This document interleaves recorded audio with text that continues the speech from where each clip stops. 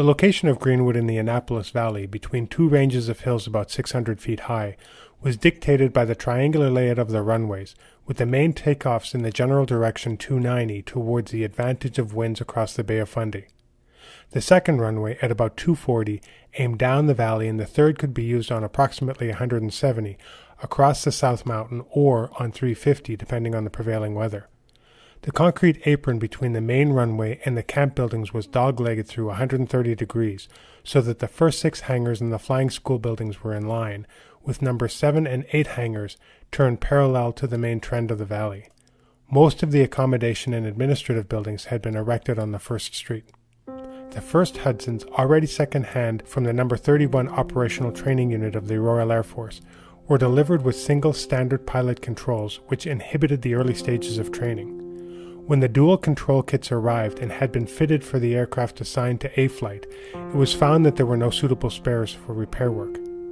Gradually, with the help of outside organizations, equipment and aircraft could be made to work in their new environments. A-Flight and the control tower were housed in number 1 hangar, with the dual control aircraft and some of the standard type for pilot solos. B-Flight was in number 2 hangar and saw the first matching of pilots and navigators, with a radio operator for short-range cross-country exercises. At C-Flight in number 3 hangar, aircrew, now fully trained in their basic needs on operational aircraft, were teamed up for their final long-haul patrols.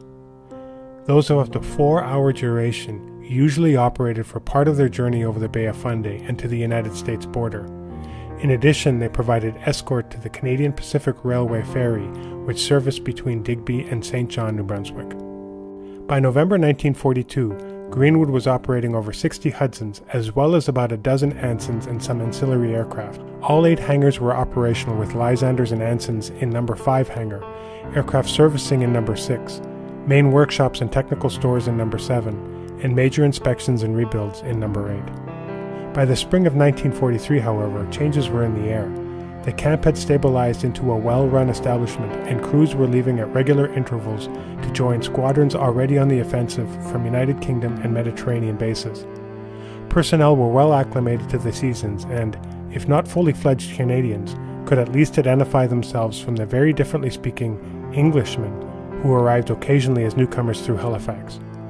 More units in the Air Training Plan were designated to meet Royal Canadian Air Force requirements, and some camps in the western and central areas were already being civilianized, even though it was reported that the BC ATP reached its peak with nearly 100 schools in late 1943.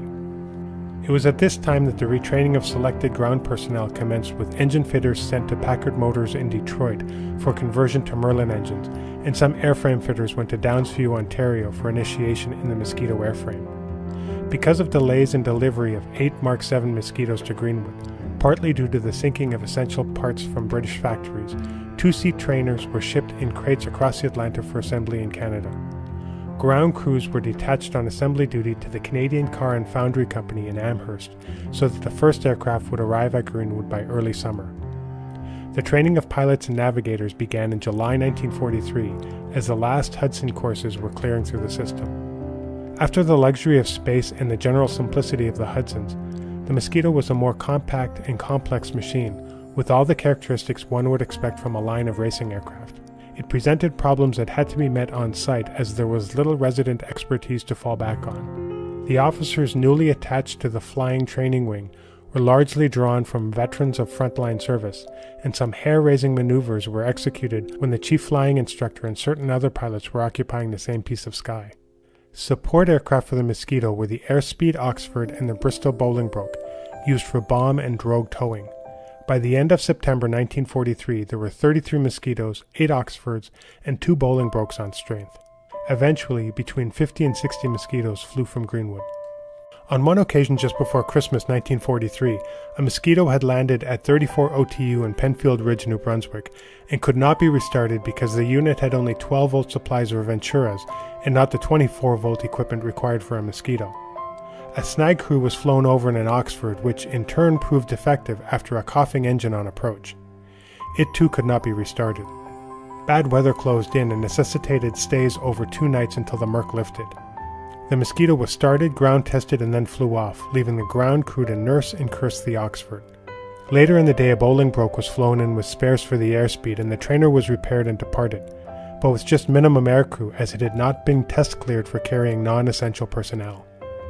Eventually, it was agreed to load the fitters and their tools into the Bolingbroke, where they traveled in acute discomfort through turbulence in unofficial, unstrapped positions. Early in 1944, No. 1 OTU brought its Hurricanes to Greenwood from Bagotville and continued with its training alongside the Royal Air Force. The final Canadian spring had dawned, and rumors of the disbandment of numerous elementary and service flying training schools, along with associated air schools, became rife. In time, the rumors became fact. Men in non-essential trade categories began to leave Greenwood for the United Kingdom. Anyone with remaining unfilled leave entitlement made farewell trips to the United States or Toronto and Montreal.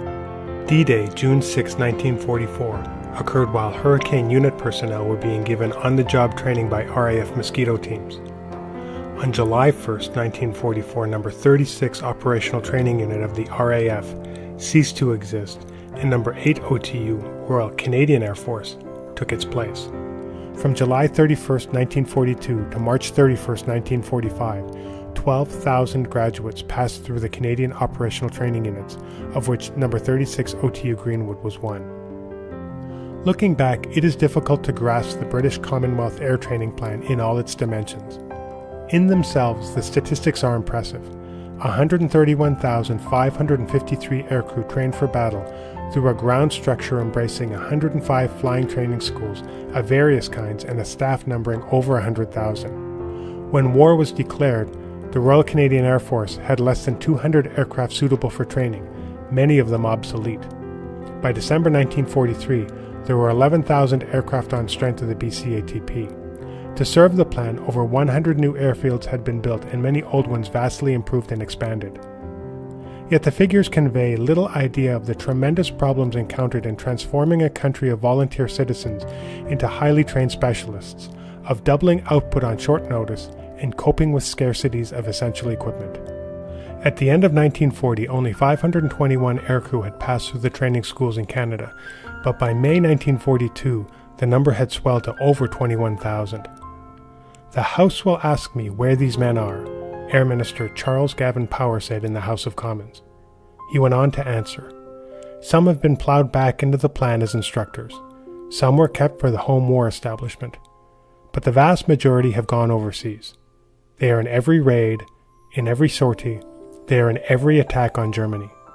Wherever the British forces are attacking, there you will find graduates of our air training plan."